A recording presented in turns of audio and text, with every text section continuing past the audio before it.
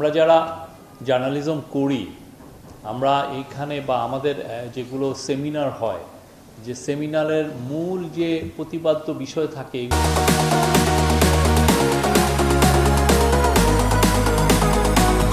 এগুলো ক্ষেত্রে অনেক ক্ষেত্রে দেখা যায় যে অনেক বেশি করে আমরা সরকারকেই সমালোচনা করি।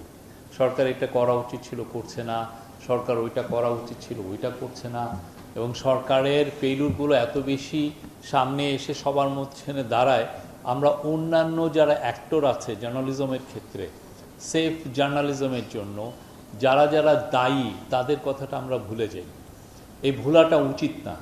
এইটা আমাদের যারা ইউনিয়ন আছেন তাদেরকে আমি বলবো যে আপনারা এই বিষয়টা আমাদেরকে অবশ্যই আমাদের ফেইলুরগুলো যেগুলো আছে আপনি ম্যাগনিফাই করবেন, সবাইকে জানাবেন যে না সরকারের এই ব্যর্থতা আছে, কিন্তু অন্যান্য যাদের ব্যর্থতা তাদের কথাটাও বলা উচিত।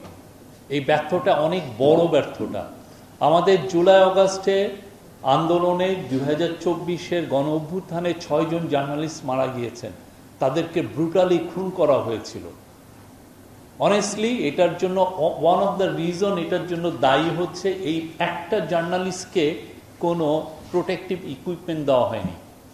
যারা জার্নালিজম করলেন, যারা নিজেদেরকে একদম সামনে ফ্রন্ট লাইনে যে নিজেকে সামনে নিয়ে আসলেন, নিয়ে এসে তাদের জীবনকে উৎসর্গ করলেন, তাদের একটা হেলমেট ছিল না, তাদের একটা প্রোটেক্টিভ ভেস্ট ছিল না, তাদের একটা গগলস ছিল না, তাদেরকে ইভেন এই যে টিয়ার গ্যাস, এত টিয়ার গ্যাস নিতে হয়েছে, তাদের একটু টিয়ার গ্যাসকে থেকে মুক্তির কোনো কিছু ছিল না।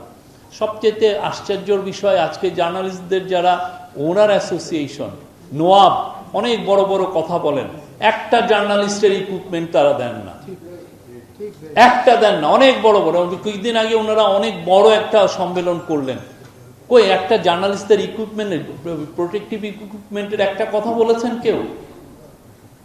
একটা কথা বলেন নাই। এডিটর্স কাউন্সিল অনেক বড় বড় কথা বলে, এই বিষয়টা নিয়ে তারা একটা স্টেটমেন্ট দেন নাই। 6 জন জার্নালিস্ট মারা গেল, নোয়াব এডিটর্স কাউন্সিল কি একটা স্টেটমেন্ট দিয়েছিলেন? আমি দেখি নাই, সরি, আপনারা দেখতে পারেন। এইটা তো আমি অবশ্যই আপনারা সরকারের ব্যর্থতা তুলে ধরবেন। সরকার অনেক কিছু ফেল করে, কিন্তু যারা আপনার এমপ্লয়ার, যারা আপনাকে একটা হোস্টাইল একটা ইভেন্ট কভার করতে পাঠাচ্ছে, তাদের অনেক দায়িত্ব আছে।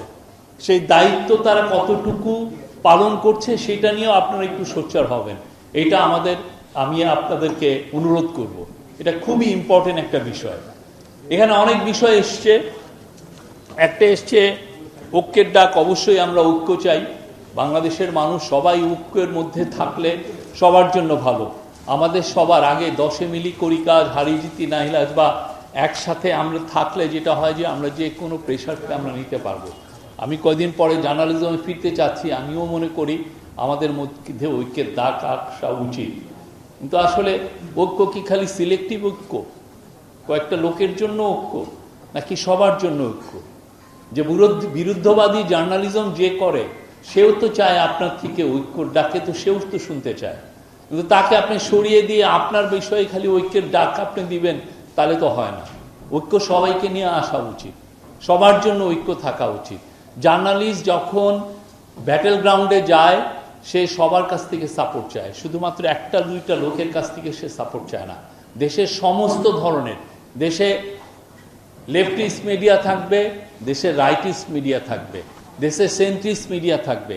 যে যারকে মনে করে এটা আমার অডিয়েন্স, সে তার অডিয়েন্সকে সার্ভ করবে, অবশ্যই জার্নালিস্টিক ইথিক্স মেনে, অবশ্যই জার্নালিস্টিক ইথিক্স মেনে। কিন্তু আমি শুধুমাত্র এই গ্রুপের সাথে আমি ঐক্য করব, ওই গ্রুপের সাথে করব না। ওই গ্রুপ যখন বিপদে পড়বে, তাদের এডিটরকে টেনে হিচড়ে নিয়ে আসবে, তখন আমি একটা স্টেটমেন্ট দিব না, সরি, তাহলে তো আর ঐক্য হলো না। তখন হয় কি, তখন এই অনৈক্যকে যারা সরকারে যারা থাকেন, যারা শক্তিশালী গ্রুপ, এইটাকে এক্সপ্লয়েট করেন। আমরা চাই না এটা এক্সপ্লয়েটেড হোক। বাংলাদেশের জার্নালিজম সবার জন্য ফ্রি থাকুক, সবার জন্য সেফ থাকুক, সবাই যেন মন খুলে লিখতে পারে, এটা থাকুক। এবং আমি আবারও বলি, গত 18 মাস এই গভর্নমেন্ট সেই চেষ্টাটা করেছে। আমরা কতটুকু সফল হয়েছি আপনারা এটা বিচার করবেন। আমাদের মাত্র আর 2 সপ্তাহের মতো আছে, এই গভর্নমেন্টের আর 2 সপ্তাহের মতো আছে।